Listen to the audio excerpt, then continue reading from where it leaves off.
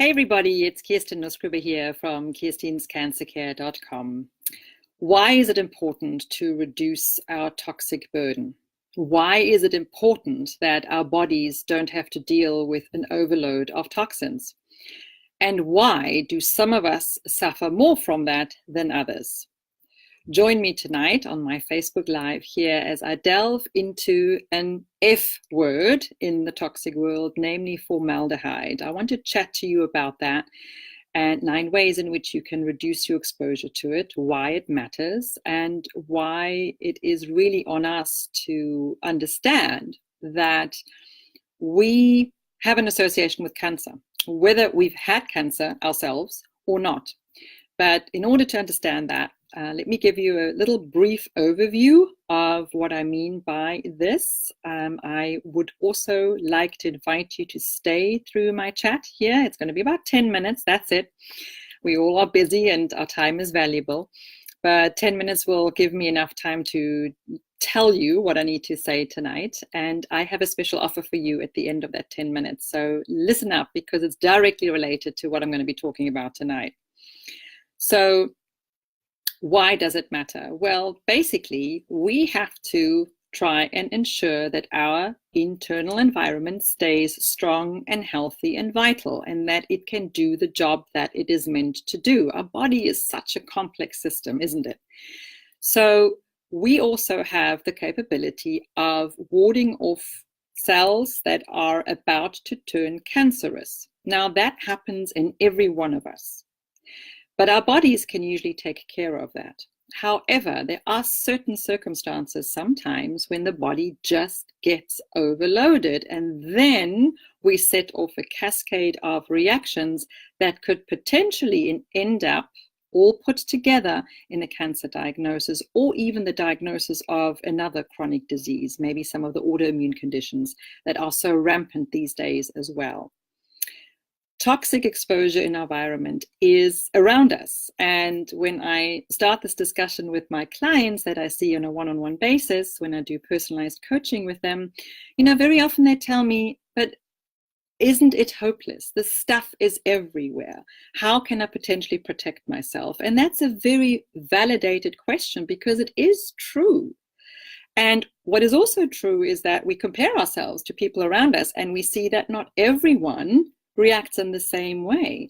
But we also know of instances where people are so sensitized that, and they get so sick that the actual remediation that they need to do is almost kind of annihilate everything they have in their home. For example, mold toxicity. That can be detrimental for some people, yet not for others. Other systems can cope better. And that's again where the bio-individuality comes into play, and we need to understand that our systems are unique, and kind of we need to try and understand what's going on in here. How sensitive am I to this?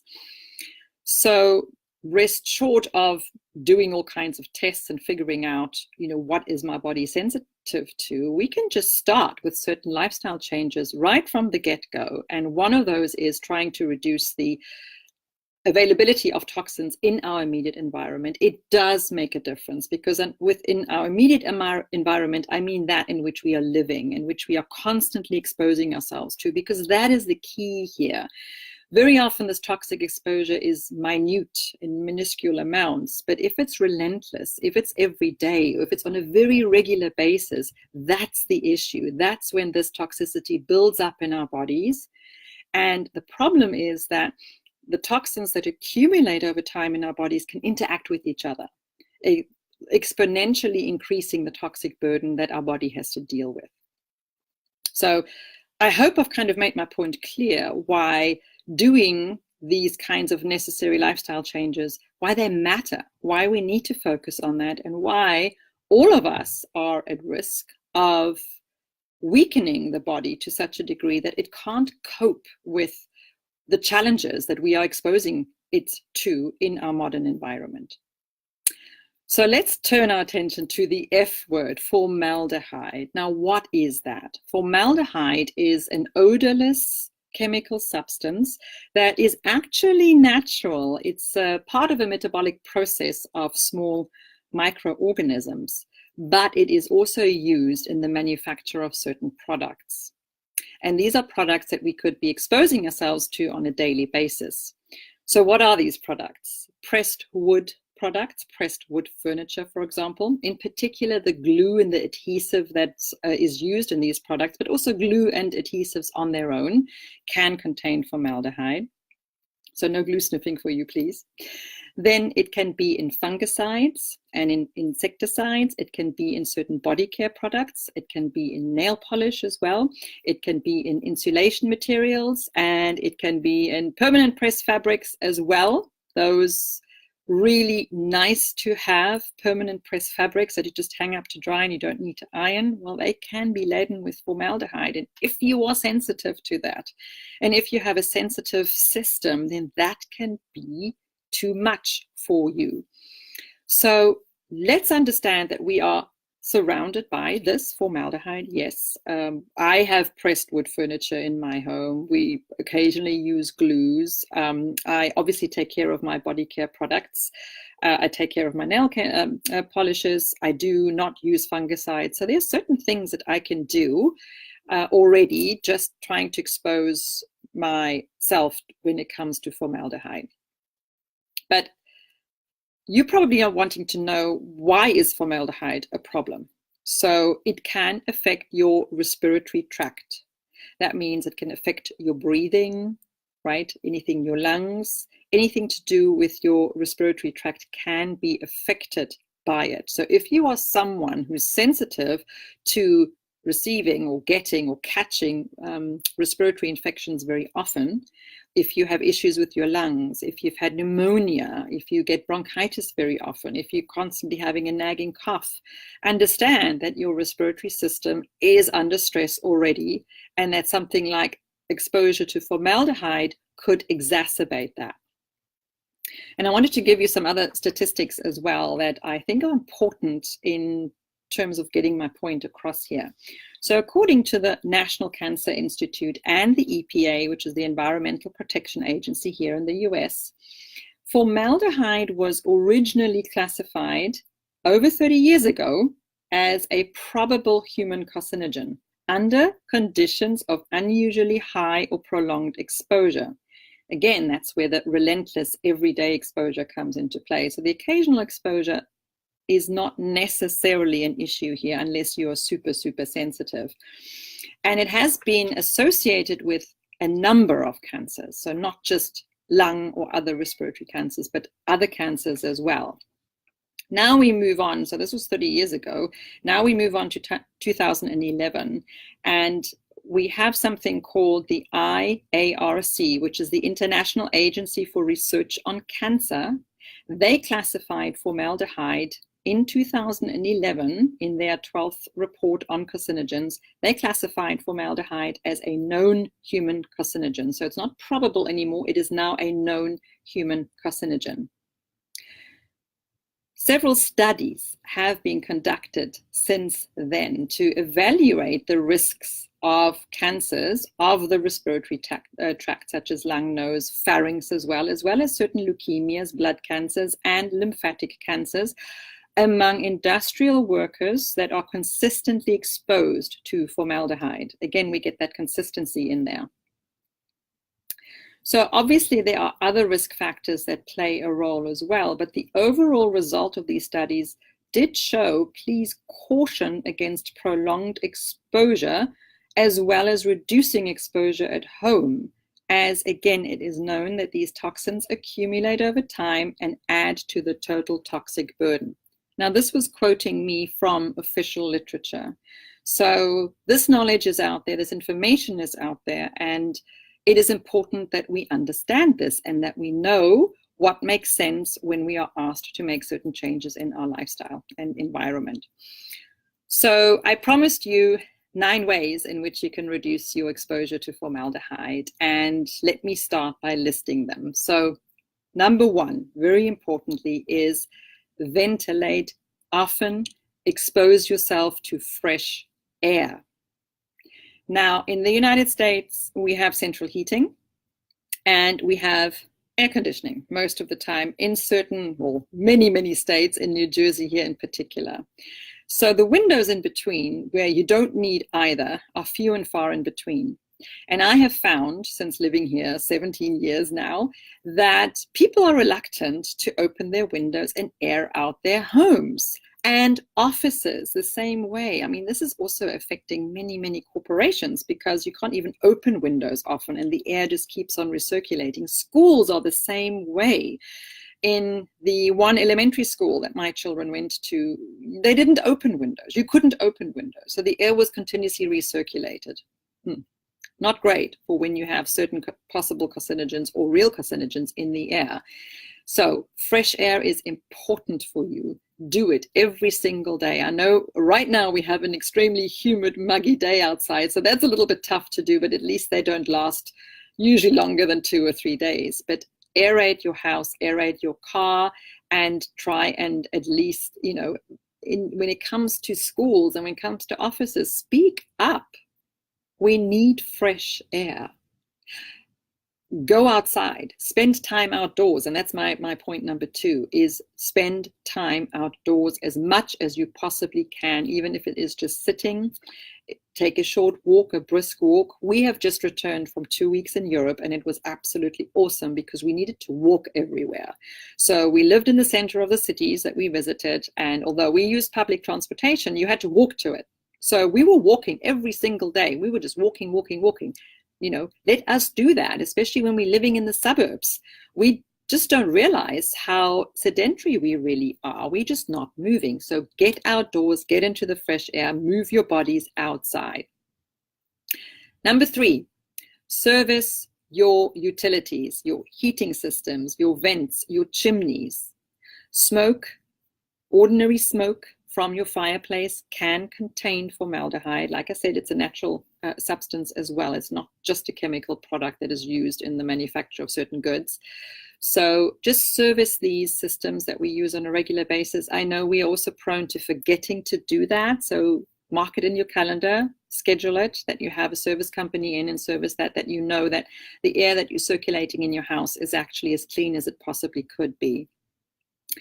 Avoid tobacco smoke as much as you possibly can, and with it, artificially scented candles. And I know that some of you are going to go, no, don't take that away from me, but we get really, really awesome natural candles made of soy and all kinds of other natural products with natural wicks, where the scents that are released are actually essential oils. And sometimes what I do, I just have an absolute basic ordinary candle and just pour a little bit of oil in the wax in there, and or there you have your scented environment on its own, or just diffuse essential oils separately from just having an ordinary non-scented candle burning, because we like the candle burning, we like the warmth, we like the ambience that it gets, but we don't want the associated outgassing of potential formaldehyde.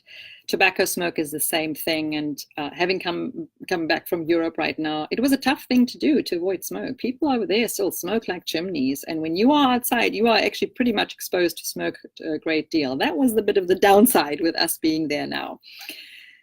Car idling, that's my point number 5. Don't let your car idle. I will repeat, don't let your car idle.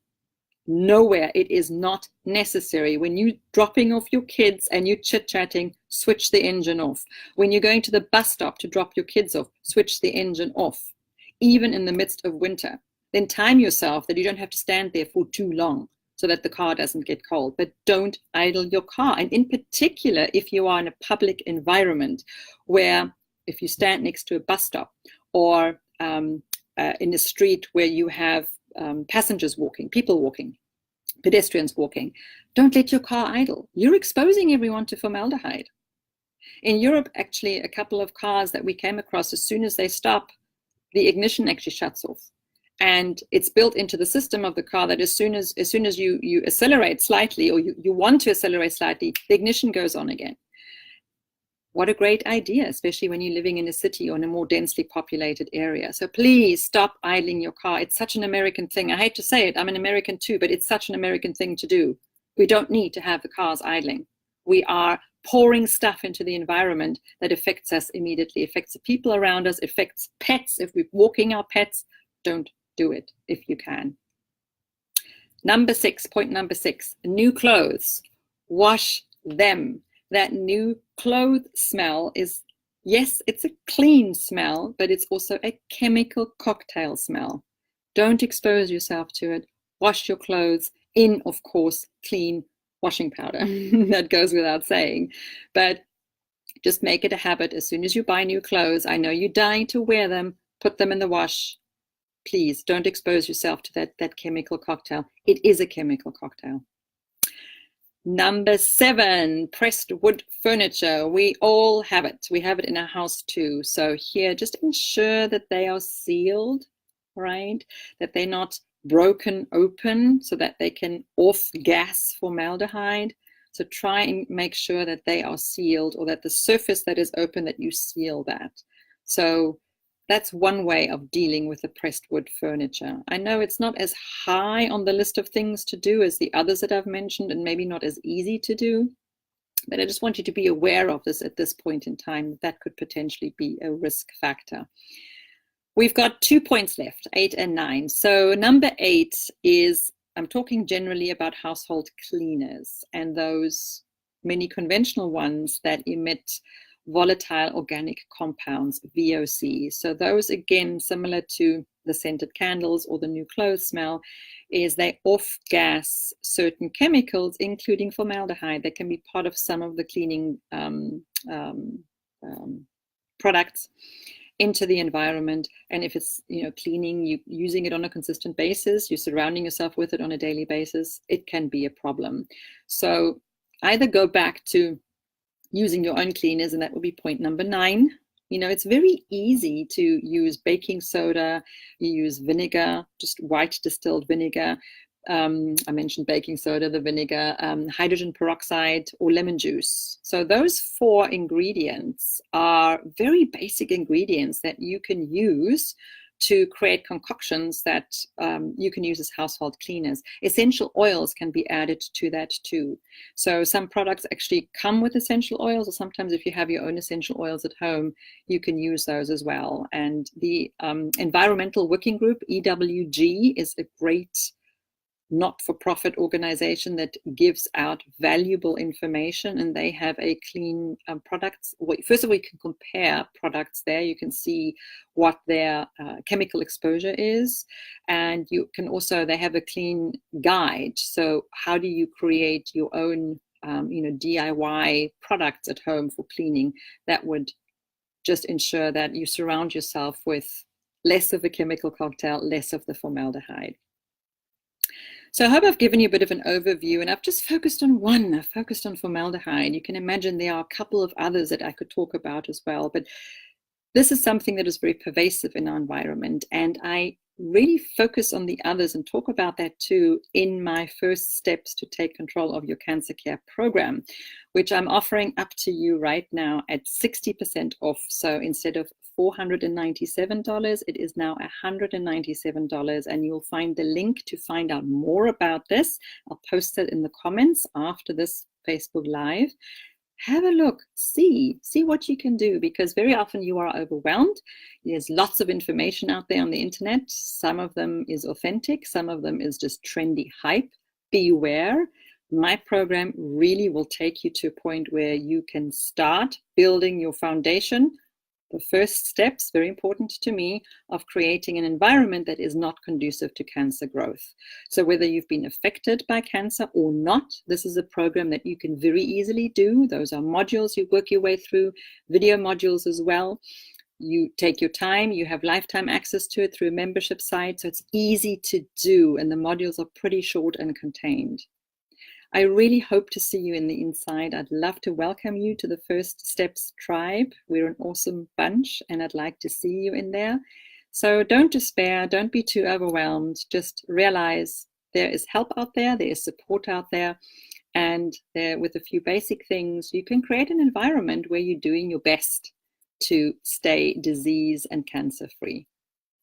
So please leave comments. I will pop in periodically and see. So even if you see this a couple of days or weeks or months from now, I will go back in and respond to your comments. I do that on a regular basis. So leave me a comment and let me know what you think. And I hope I can welcome you to the First Steps tribe. So take care for now, everyone, and thank you for listening.